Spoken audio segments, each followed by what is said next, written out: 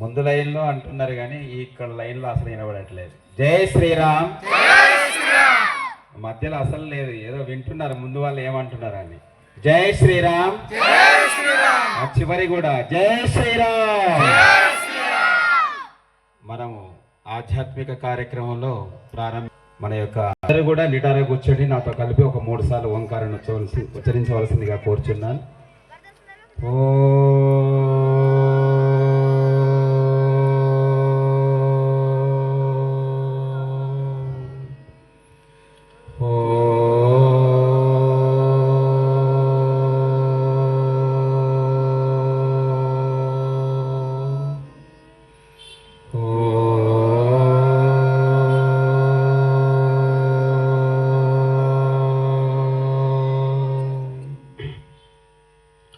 శంకరం శంకరాచార్యం కేశవం బాదరాయణం సూత్రభాష్యకృతౌ వందే భగవంతౌ పునః పునః. ఉగ్రం వీరం మహావిష్ణుం జ్వలంతం సర్వతోముఖం నృసింహం భీషణం భద్రం మృత్యోర్మృత్యుం నమామ్యహం. సర్వమంగళమాంగళ్యే శివే సర్వార్థసాధికే శరణ్యే త్ర్యంబకే దేవి నారాయణి నమోస్తుతే.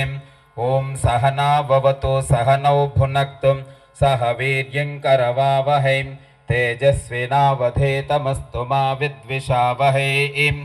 ఓం శాంతి శాంతి శాంతి.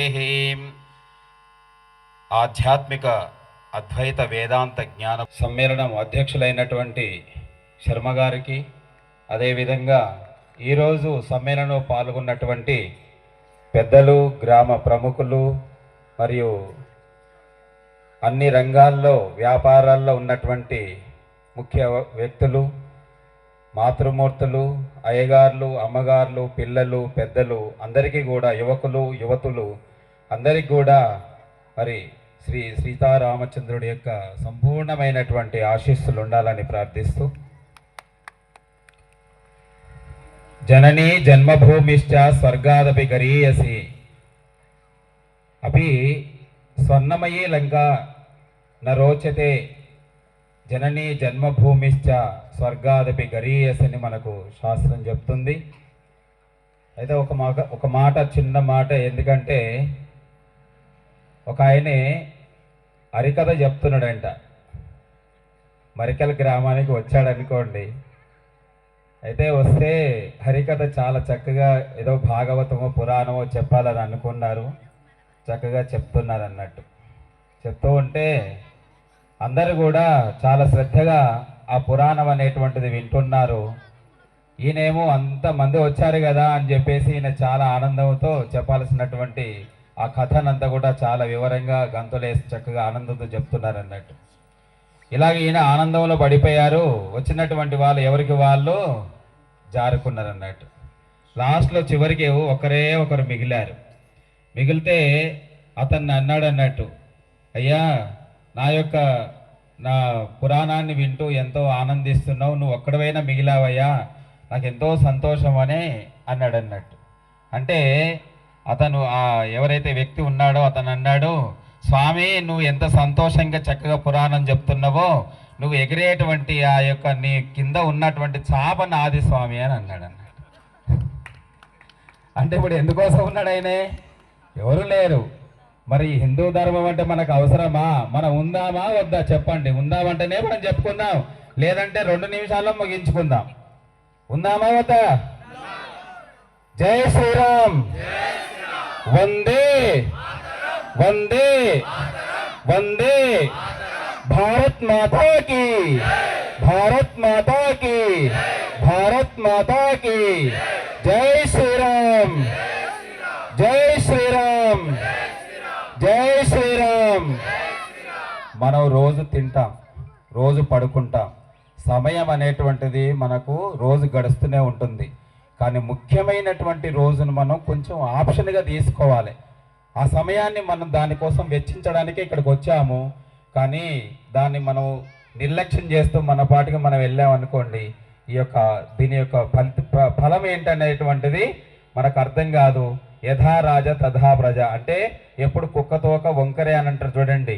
కాబట్టి అది దాని మనం ఎంత రాయి కట్టినా కూడా మళ్ళీ తర్వాత అది ఏమవుతుంది, అలాగనే ఇది అవుతుంది అన్నట్టు. కాబట్టి మనకు అటువంటి కొందరు మనకి వంకర బుద్ధిని చూపించేటువంటి వాళ్ళు ఉన్నారు. కాబట్టి కొన్ని విషయాలు మనం తెలుసుకోవాలి.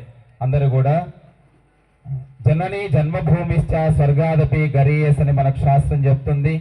మరి అప్పుడు ఆ రామచంద్రుల వారు కూడా వారు ఆ లంకలో లక్ష్మణ స్వామికి ఎందుకో ఆనందం వేస్తుంది అన్నట్టు.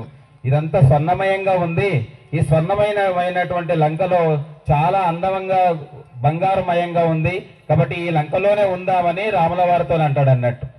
లక్ష్మణ స్వామి అంటే రాముల వారు అంటారు, మనకు ఇది మనం ఉండదగింది కాదు, మనం ఉండదగింది ఏంటి, జనని అంటే మనకు జన్మనిచ్చినటువంటి తల్లి, జన్మ అని చెప్పారు రాముల వారు. కాబట్టి ఆయనే ఆ రోజు మరి అయోధ్యను ఆధారంగా చేసుకొని మరి సమస్త భూమండలాన్ని కూడా ఆయనే రాజ్యం వెళ్ళినారు. కాబట్టి ఈ రోజు కూడా మనం రామరాజ్యం రావాలని మనం కోరుకుంటున్నాం.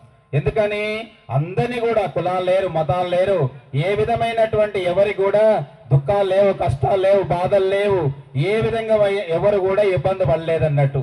అటువంటి రామరాజ్యంలోనే అందరూ కూడా సంతోషంగా ఉన్నారు, ఆనందంగా ఉన్నారు. వాళ్ళందరూ కూడా ధర్మం కోసం పాటుపడినారు అన్నట్టు.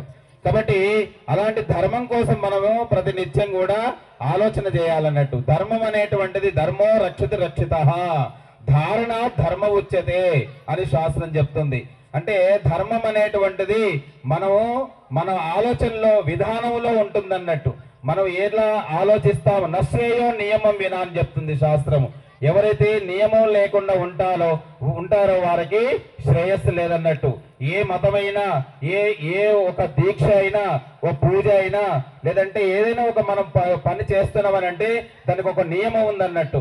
ఒక ఇంజనీర్ ఒక ఇల్లు కట్టాలంటే రకరకాలైనటువంటి ప్లాన్లు వేస్తాడు, ఒక బ్రిడ్జి కట్టాలంటే ఒక ప్లాన్లు వేస్తాడు, ఒక ఏదైనా కొన్ని చేయాలంటే పెద్ద పెద్ద ప్రాజెక్టులు కట్టాలంటే దానికి ముందస్తుగా ఎన్నో రకాలైనటువంటి ప్లాన్ సిద్ధంగా ఉంటుందన్నట్టు. కాబట్టి మన ధర్మము మనల్ని రక్షించుకోవాలనంటే దీనికి కూడా ఎన్నో నియమాలు పెట్టారు. మనకు చాలా రకాలుగా వృద్ధాశ్రమాలన్నీ వెలువడుతున్నాయి. మరి ఇళ్ళన్నీ కూడా కాలైపోతున్నాయి, గ్రామాలన్నీ కూడా కాలైపోతున్నాయి. మీరు హైదరాబాద్కి వెళ్ళండి, అందరూ అపార్ట్మెంట్ లో ఉంటున్నారు. కానీ అపార్ట్మెంట్ లో ఉన్నటువంటి వాళ్లకు అదాన దోషణ భవేత్ దరిద్ర దారిద్ర దోషణ కరోతి పాపం పాపాదవశం నరకం ప్రయాతి పునర్దరిద్ర పునరేవ పాపి. కనీసం మన ఈ ఊర్లో ఉన్నారు, ఇంటి ముందున్న ఎవరైనా వస్తారమ్మా భిక్షాన్ దేహి అన్నారనుకోండి, ఇక్కడ ఉన్నటువంటి తల్లులు అయ్యో పాపం పెడదామని చెప్పేసి వెంటనే ఇంట్లోకి వెళ్ళి ఏదో తీసుకొచ్చి ఇస్తారన్నట్టు. కానీ అపార్ట్మెంట్ లో 4వ 10వ 5వ అంతస్తులో ఉంటాడు, ఎవడో వచ్చి భిక్షాన్ దేహి అనడానికి లేదు, వాళ్ళకు దానం చేసేటువంటి అవకాశం లేదు. మరి అలాంటి వాళ్ళు ఎలా పుణ్యతం అవుతారు, ఎలా ధర్మం చేయగలుగుతారు? ధర్మం చేయకుండా మన వాళ్ళు ఆ విధంగా అపార్ట్మెంట్ లో పెద్ద పెద్ద సిటీలో ఎవరు రాకుండా గేట్లు వేసేసుకొని ఉంటే మన ధర్మము మనమే గేట్లు వేసుకుంటున్నాం, మన ధర్మం చేయకుండా పోతున్నాం.